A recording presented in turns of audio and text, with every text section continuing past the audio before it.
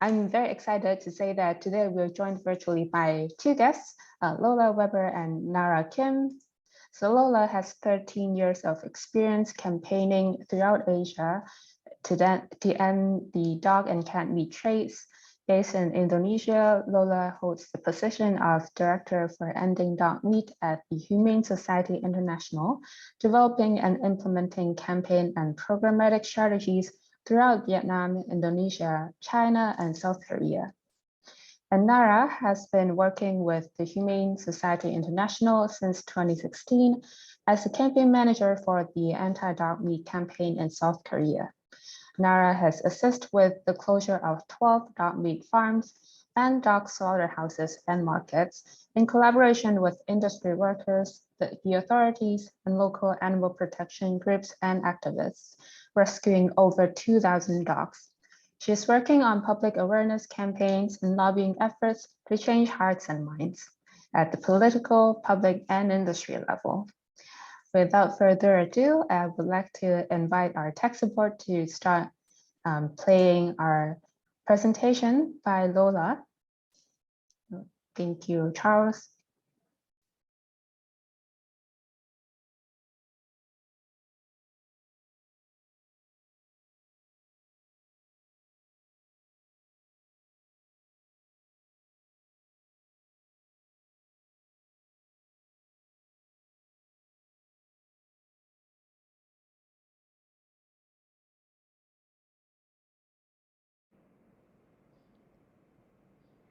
Good evening. My name's Lola Weber, and I'm Humane Society International's Director for our campaigns to end the dog meat trades throughout Asia, focusing on China, Vietnam, Indonesia, and of course South Korea.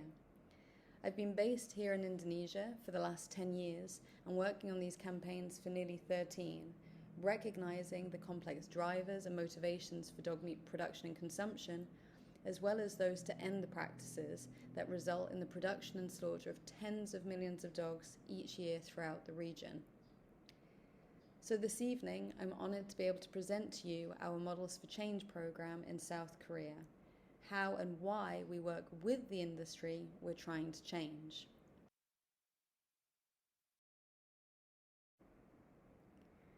Let me start by giving a brief overview of the presentation. So we will start by looking at what the dog meat industry looks like in South Korea, with a very brief overview of the scale and operations of the industry, what makes the situation in South Korea unique in some ways, the legal status of the industry, and current opinion polls. We'll then look at our Models for Change program, how and why we work with the industry to help grow support for a ban and provide a solution-based approach, and how both the rescued dogs from the farms and the farmers with whom we work become ambassadors for change.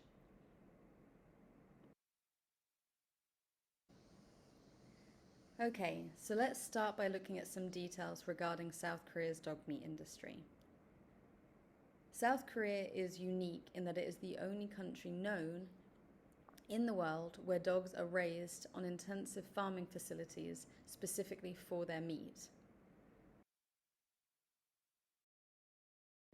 Data suggests that large-scale dog farming did not start in South Korea until the 1960s. But today, there are thousands of dog meat farms located throughout the peninsula, raising an estimated 1.5 to 2 million dogs to supply the demand for dog meat and associated products that is served in over 3,000 restaurants nationwide. South Korea is also unique in that there is a very real perceived distinction by the industry and by some consumers between two types of dogs: pet dogs for companionship and meat dogs for consumption.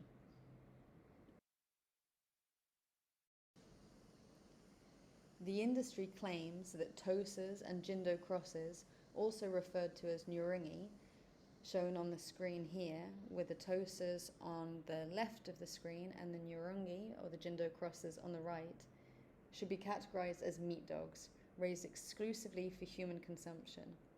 And other breeds of dogs, your Labradors, Chihuahuas, Huskies, etc., are pet dogs, and these should be bred and raised exclusively for human companionship.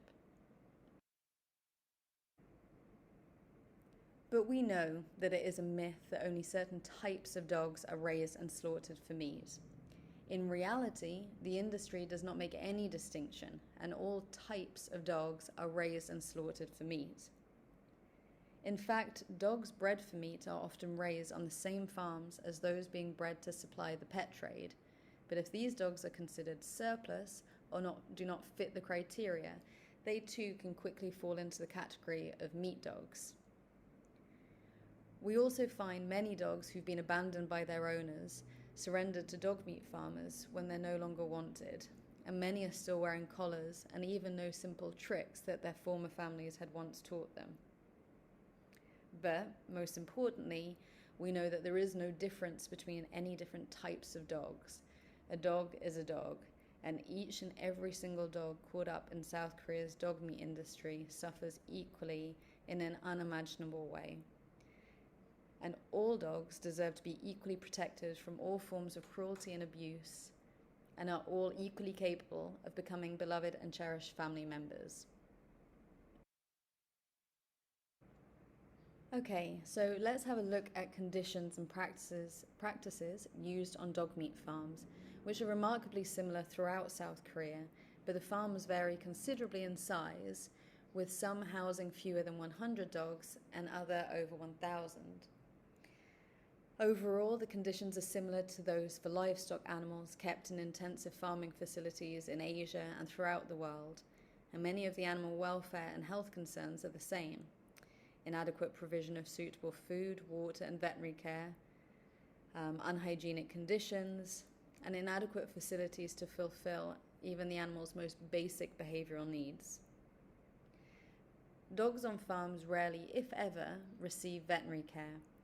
And so in order to control the outbreaks of diseases, veterinary drugs and antibiotics are used indiscriminately, administered by the farmers who have little or no knowledge of animal health. But because dog meat farms are essentially unregulated, there is very little regulation or control of the drugs used and in what quantities.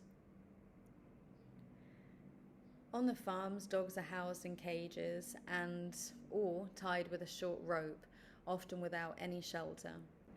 The close confinement often results in chronic stress, frequently manifested in stereotypies and other abnormal behaviors.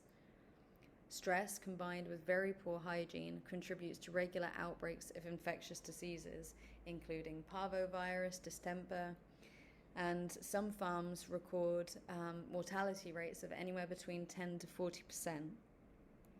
Brokers or middlemen source live dogs from farms at around 1 year of age when they are at maximum profit weight, and they are then distributed to slaughterhouses and auction houses, although some farms have slaughterhouses and even restaurants on site.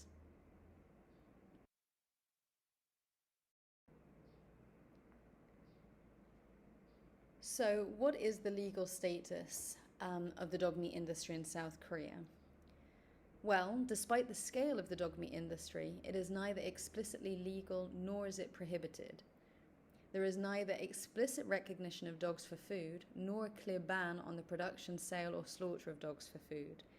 This is largely because the status of dogs for companionship and dogs for meat vary across legislation between different ministries of the government, meaning that certain aspects of the industry are essentially being regulated and others sit in a legal blind spot, leaving the dogs being raised and slaughtered with very little legal or enforceable protection from abuse.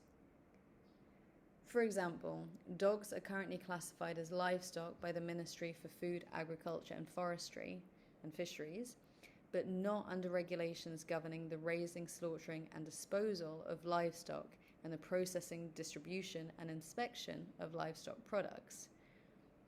South Korea's Weak Animal Protection Act does provide some relevant regulations.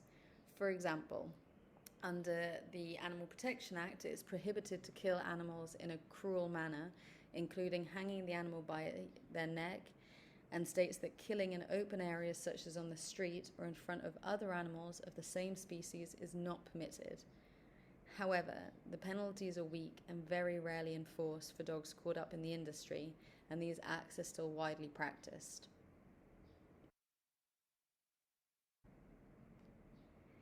Is dog meat consumption popular in South Korea? No. Dog meat is not part of mainstream cuisine in South Korea. Its consumption is most popular during the summer months, particularly over the Bok days, which are the 3 hottest days of the lunar calendar, spanning the months of July and August. On these days, it has become custom for some, even by those who do not usually do so, to consume dog meat stew known as bosuntang. It is believed to have cooling effects that help replenish stamina during South Korea's sweltering summer. For example, over 70% of consumers in 2020 said that their consumption is seasonal, 96% of which do so over the summer months. However, popularity is decreasing rapidly, particularly amongst the younger generations, and there is a fast-growing and vocal opposition towards the practice, largely due to an exponential growth in pet ownership, as well as concerns for animal welfare and a general intolerance towards animal cruelty. Concerns over the health risks associated with the production and consumption of dog meat are also increasing for many as well. Over recent years, dog meat restaurants, markets and slaughterhouses are closing, and our opinion polls show a decreasing demand for dog meat. For example, our last opinion poll in 2020 showed that 83.8% of all respondents, including both those who have and those who haven't consumed dog meat previously, said they're not willing to consume dog meat in the future. In addition, the support for a ban has also increased from 34.7% in 2017 to 58.6% in 2020.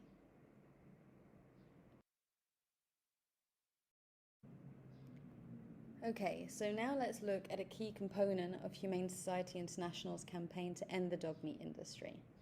So what is the Models for Change program? A key component of our campaign since 2015 has been the Models for Change program, which involves identifying farmers who are seeking to leave the industry and helping them to close their farms permanently and relinquish the dogs into Humane Society International's care. This strategy came from many years of meeting with the industry workers, where every single farmer or trader we ever met would tell us that they would leave the industry tomorrow if they were given the chance. They cited reasons of hard labor, societal and family shame, fear of bad karma, and also the concerns for the ever-decreasing popularity of dog meat.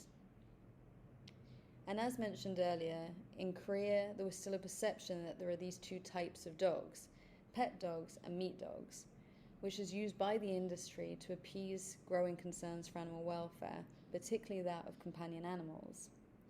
Therefore, it is key to dispel this myth and also show the farmers and the government that there is a holistic approach to ending this industry that is causing ever-increasing discontentment and hardship for both the farmers and societies. And it is essential to work with the industry so that we can change the discourse. Instead of going head to head and round with the same circular arguments, this way we can work with the industry to find a solution that benefits everyone.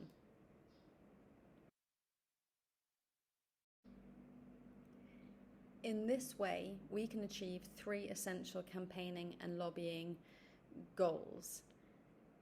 We can assist with the closure of the farms, rescuing those dogs currently housed on them, and end the cycle of suffering for future generations. Secondly, we can create amazing ambassadors in the form of both the farmers with whom we work, who become spokespeople for our campaign, and with the dogs we rescue, who can show South Korea and the world not only that all breeds of dogs are involved in the industry, but those deemed meat dogs are no different to any other types of dogs. Thirdly, we can create transition models that the government can replicate nationwide so that the farmers are given an opportunity to voluntarily leave the industry and set up humane, animal-free alternative livelihoods. So how does it work? Once we have identified a farmer with whom we can work who is seeking to leave the industry, we provide assistance to the farmer to transition into a humane, economically viable alternative livelihood that does not include animals. In exchange, all the dogs are surrendered to our care, all cages and associated farming and slaughtering equipment are destroyed, and the farmer signs a contract saying that they will leave the business for good permanently. And it works. The farmers go on to set up new businesses, anything from crop growing to water delivery services. So again, it is a key component of the contract they sign with us, not only that they will leave the dog meat industry and anything associated with that permanently, but they will also set up animal-free alternative livelihoods. As an animal protection organization, the last thing we want to do is transition the suffering of one species of animal to that of another.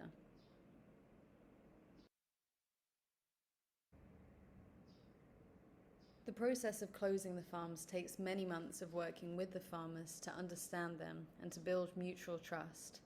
We need to identify how we can help them to make the transition. It is also many months of preparing the dogs, vet checks and vaccinations in accordance with regulations, and finding placements for the dogs in the US, Canada, or Europe with our network of partner shelters. Once the contract has been agreed to, we vaccinate the dogs and essentially quarantine them in situ on the farm, only removing those immediately who are either sick, pregnant, or really not coping for various reasons. However, as soon as the dogs are surrendered under our care, we ensure they're provided with adequate and appropriate food, water, etc. And we also provide extra provisions to help the dogs cope with the weather, for example, either hay or protective barriers during the cold and wet seasons, or shade protection and extra water during the summer season. We also try to separate males and females as much as we can to avoid new pregnancies, and also separate dogs if they're fighting, which is often the case because of stress and limited resources. And we also visit them regularly during this 1-month quarantine period to make sure that the farm is continuing to care for the dogs and that there are none that are suffering more than they can cope with.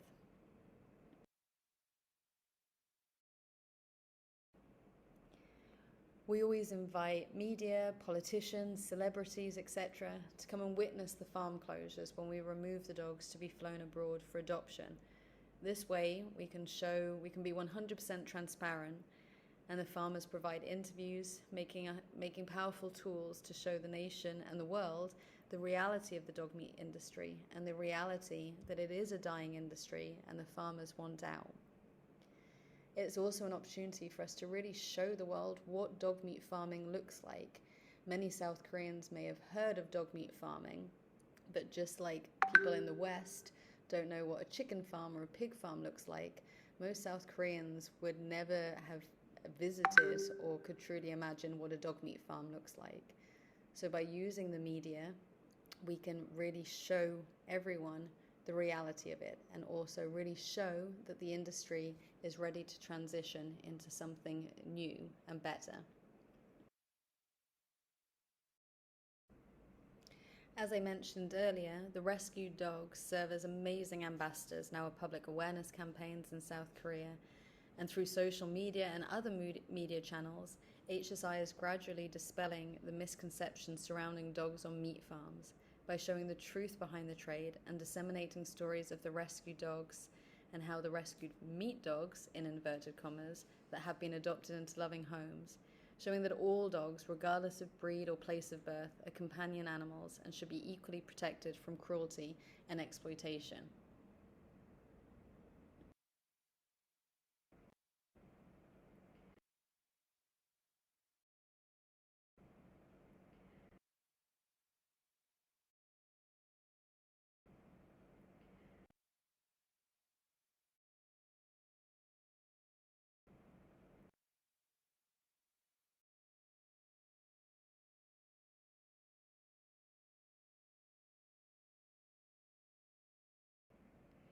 We have also filmed virtual reality films on dog meat farms to use at public awareness events, and even brought tosers and other dogs perceived to be meat dogs to events with the public and politicians, so that they have a chance to meet the dogs, so that we can further dispel myths that have been promulgated by the industry for generations to defend the industry by classifying these dogs as stupid or dangerous, or even worse, that they are soulless.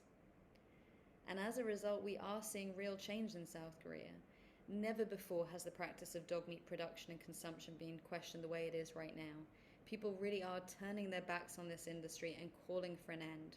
Politicians are adopting positions of phasing out this industry, restaurants are shutting down, and the nation's largest dog meat markets and slaughterhouses have already been closed. So why does HSI rehome the dogs abroad in the US, Canada, and Europe? Why can't they find homes in South Korea? So we undertake international rehoming of the dogs in conjunction with a network of partner shelters. And this is in recognition that many of these dogs require expert behavioral care to help them recover from the physical and psychological trauma and neglect that they endure on these dog meat farms. Furthermore, international rehoming also ensures that the farm closures in country don't negatively impact the ongoing work of local animal protection groups' rehoming efforts. In addition, sadly, adoption is not currently very popular in South Korea, especially for the larger dogs, and especially those widely considered to be meat dogs, such as the Tosas and Jindo crosses. These are particularly hard to rehome in country. But the stories of the dogs who are rehomed internationally are hugely popular in South Korea and are widely picked up on national media. There really is a fascination in seeing these dogs that were once kept on cages and dog meat farms doing exactly the same things that we would expect pet dogs to do. We also hope that in time that this will change, and we, as another part of our campaigning efforts in Korea, is to promote adoption and to kind of raise awareness again of the cruelty involved in puppy farming for the pet industry.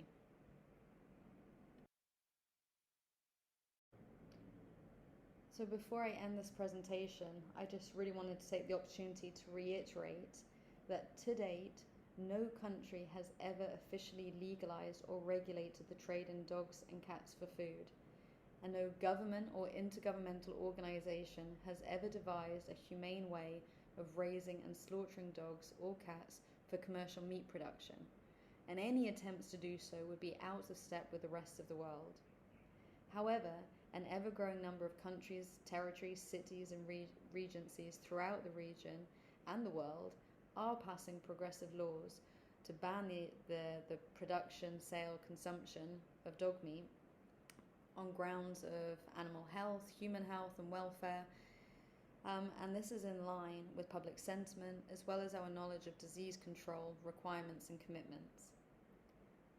I really hope that this presentation has helped you better understand the industry in South Korea and our Models for Change program, and how and why we work with the industry that we're trying to change. There are many, many challenges in all of the work that we do, but there are also always opportunities. I very much look forward to joining you later to participate in a Q&A, and I very much look forward to hearing your thoughts. Okay, thank you.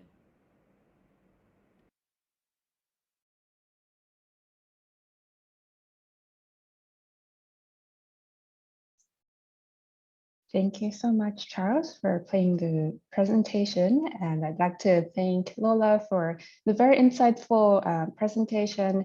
It's very inspiring to hear these successful stories of change and progress. So I see a lot of questions coming in the chat box, which is amazing. Keep them coming, or you can hold on to them for our Q&A at the end of this section, this workshop. And then our next session will be a breakout room. So I would like to invite Nara to introduce the breakout topics for us. Hi, everyone. Thank you for participating in this session. I'm very thrilled to see everyone here. The breakout session we prepared is for you to discuss about what animal welfare issue that you are tackling, and do you think could apply the same principle as the Models for Changes program If that's easier, I can copy and paste this question to the chat room. Do you think it's better for everyone? I guess so. I've done it already, Yeah. Nara. It's there already. Okay, thank you.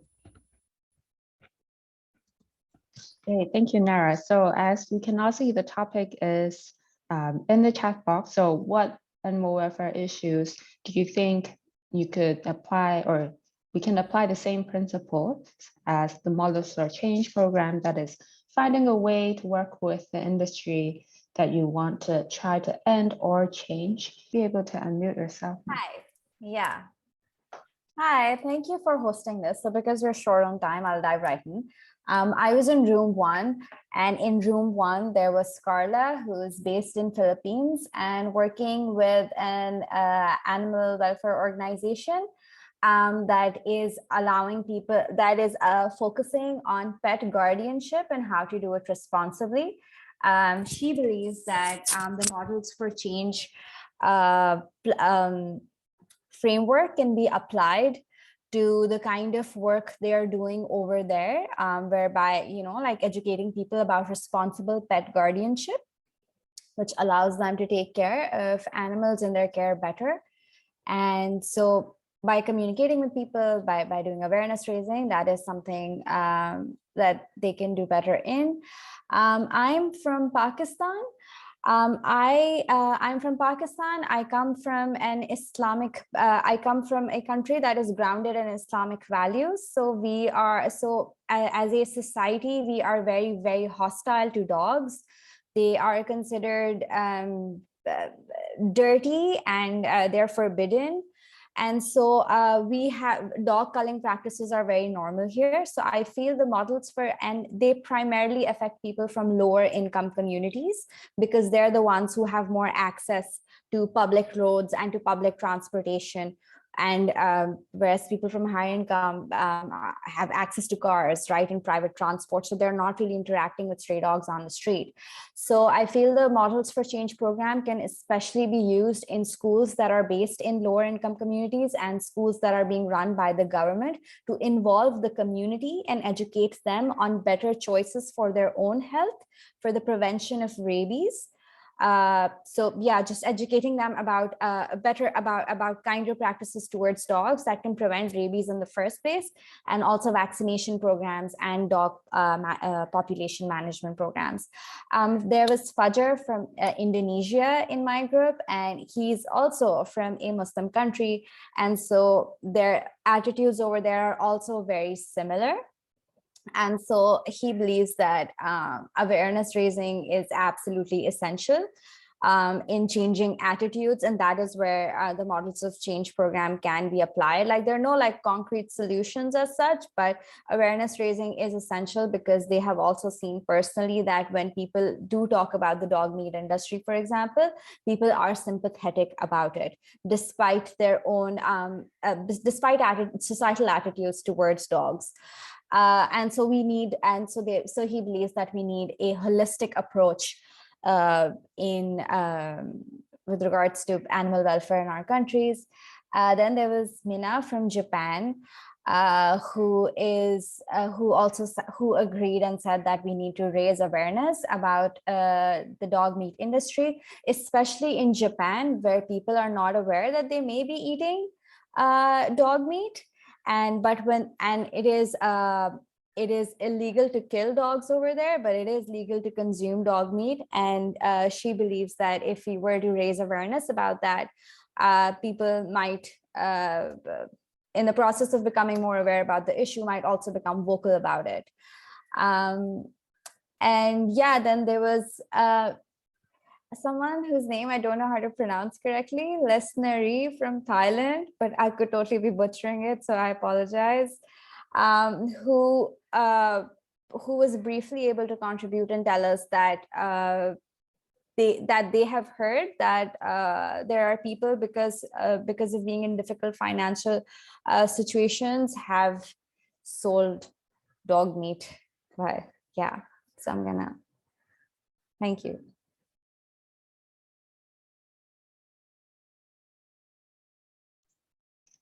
Great, thank you so much, Soha. Nara, would you want to comment on any of these sharings, or we want to leave them at the end of the breakout session or the sharing? I think we can do that after the finish the breakout session. Yeah. Great, thank you. All right, let's invite a volunteer spokesperson from group 2 then. If you could raise your hand so we can swap you.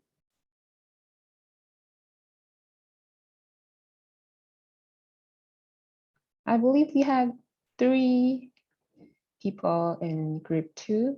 So if you have a volunteer who wants to speak up, that would be great.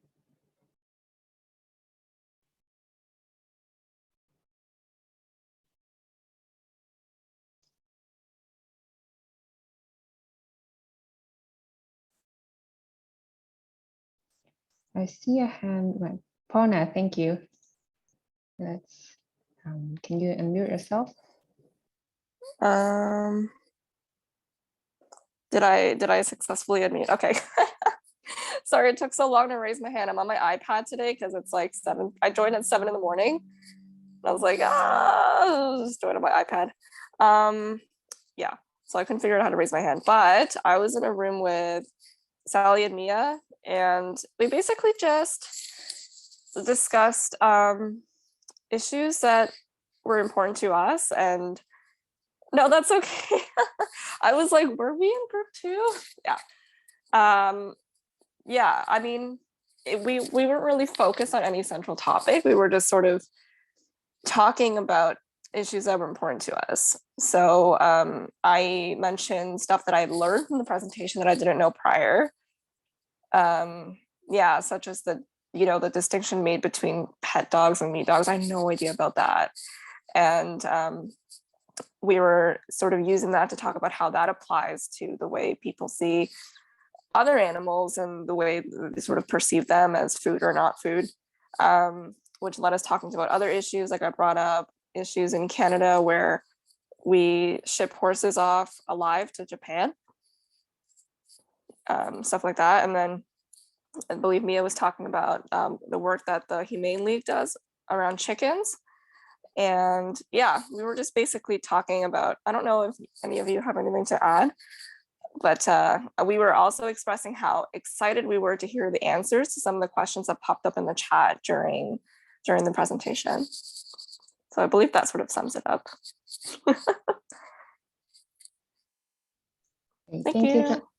Thank you so much, Pona. And then finally, do we have any volunteers from group 3? If you want to use the raise hand function, so we can unmute you.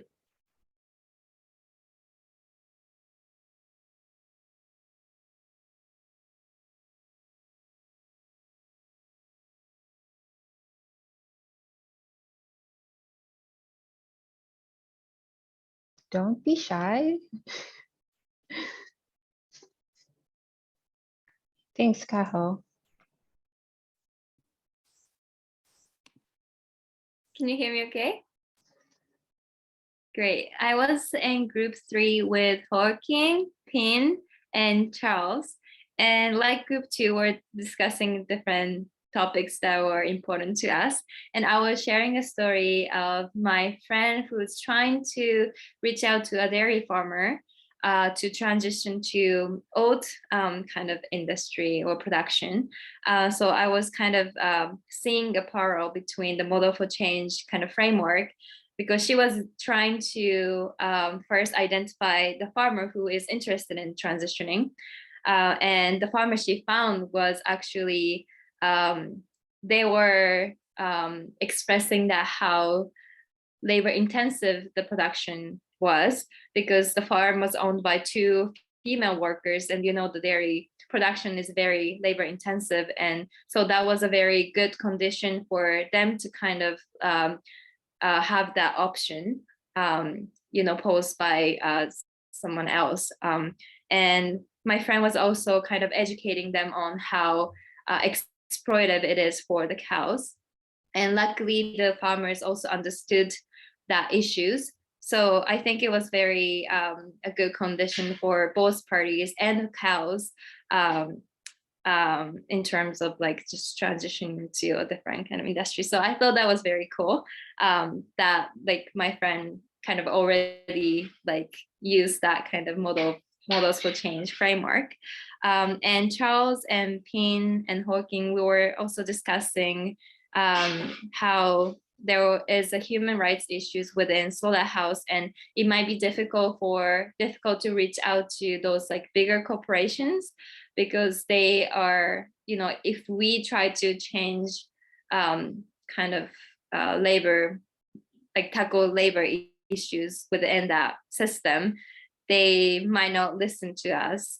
But it is still important to mention, but it might be easier to kind of reach out to smaller farms, because if they are just kind of like employing themselves, it might be easier to kind of like relate to themselves and how labor intensive it is and how hopeful it is to kind of change into different kind of production.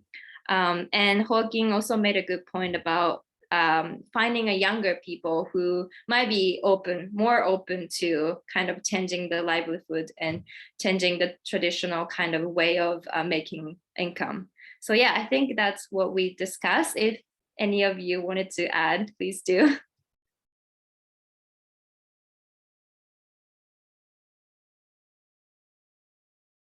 Thank you so much, Kaho. I see a hand from Pona. Do you want to add?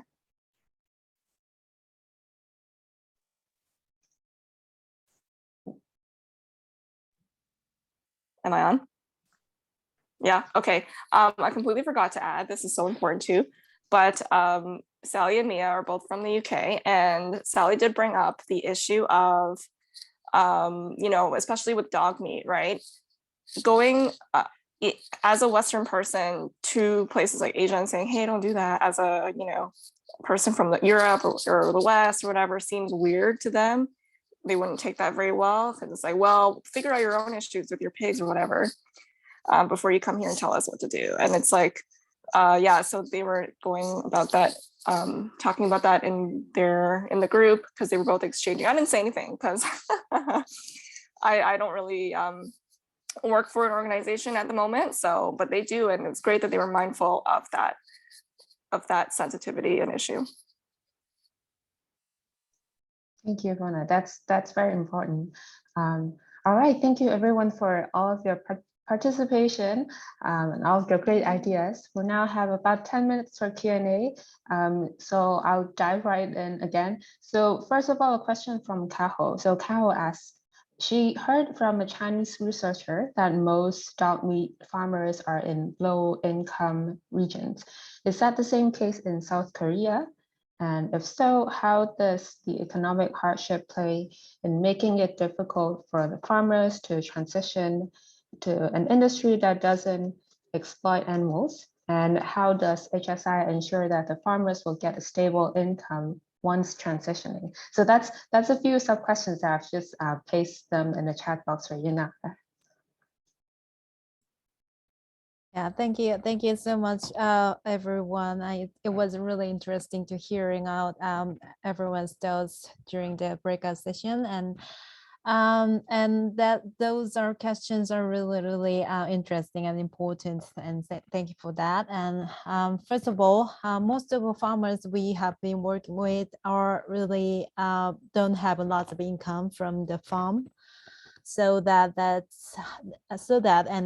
why they decided to work with HSI, and they eager to find a way out from this industry, and they want to change it to another business because it bring no money for them. So it's basically same. And we kind of financially helping the farmers, but as one of the NGO, we can't really afford lots of money. So we kind of ask when we first meet them, and how much money do you need if you start over for new business or something like that.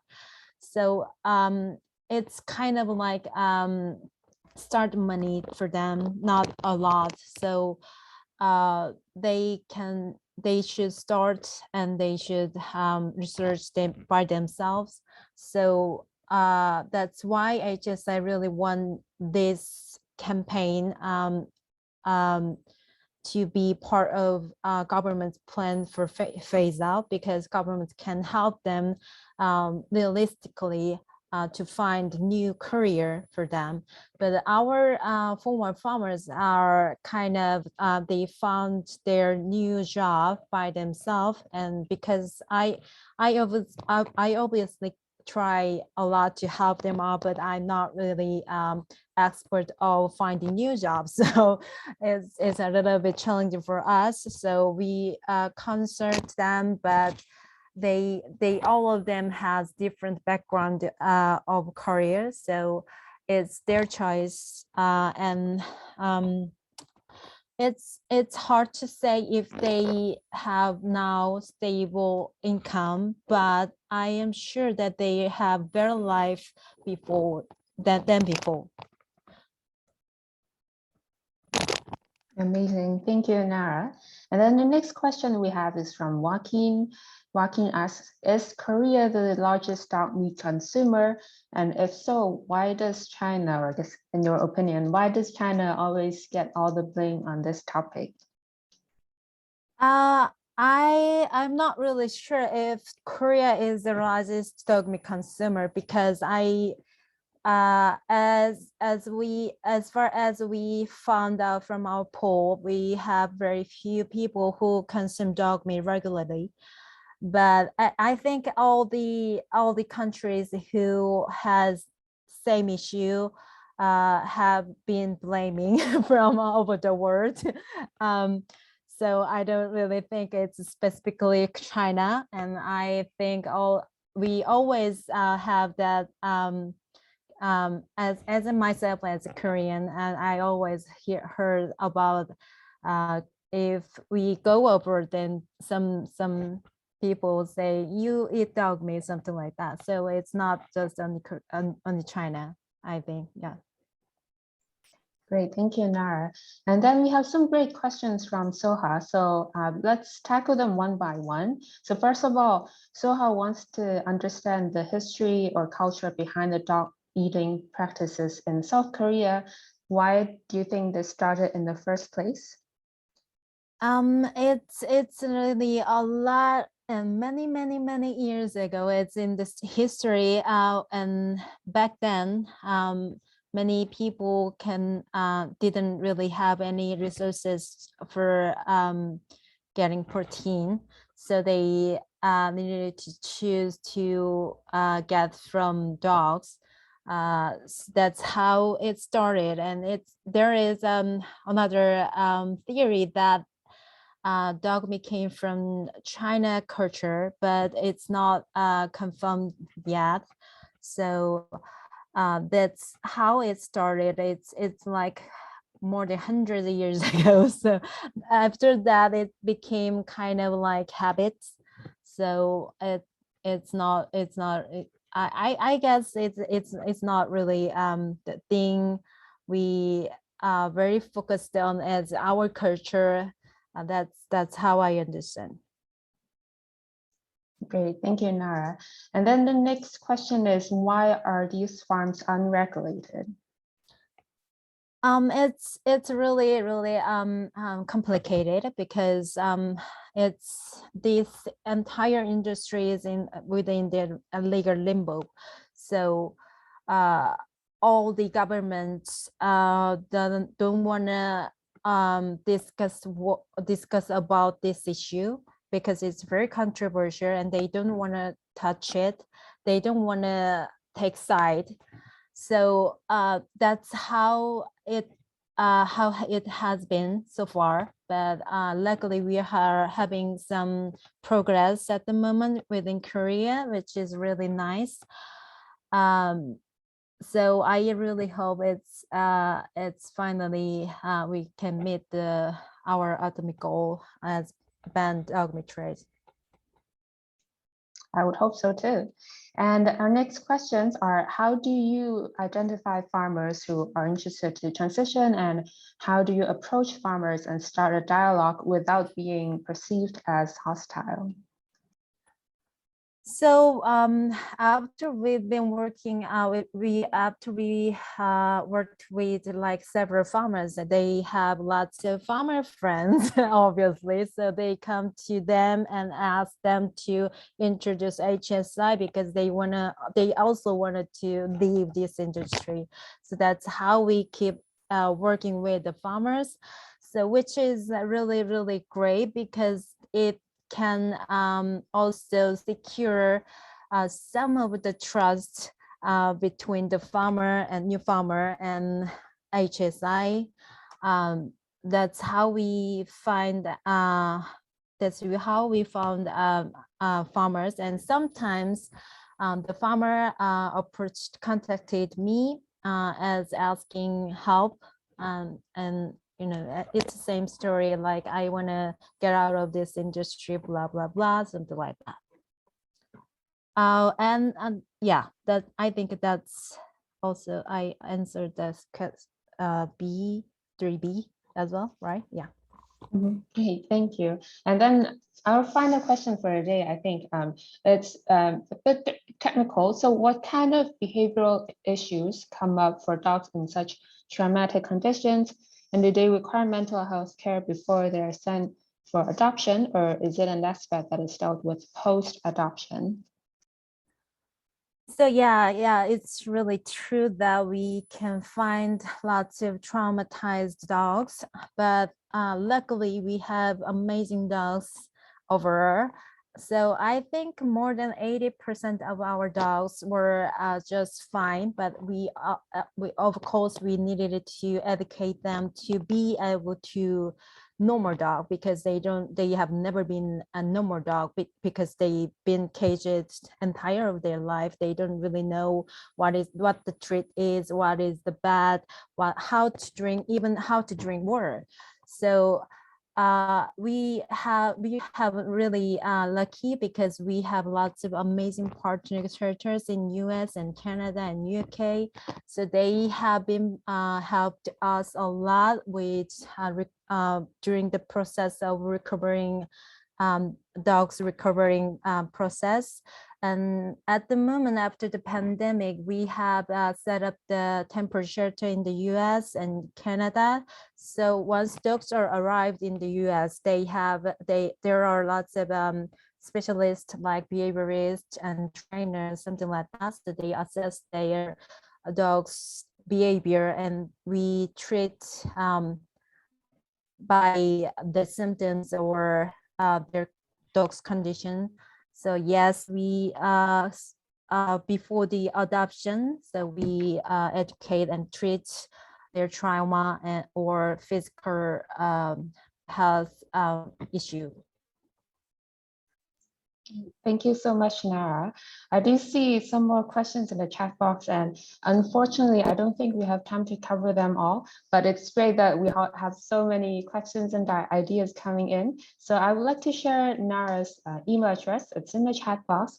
Nara, is that okay for people to contact you if they have any questions that they want to ask you afterwards? Sure. Sorry, we have limited time, and it was really lovely to chat with all of you.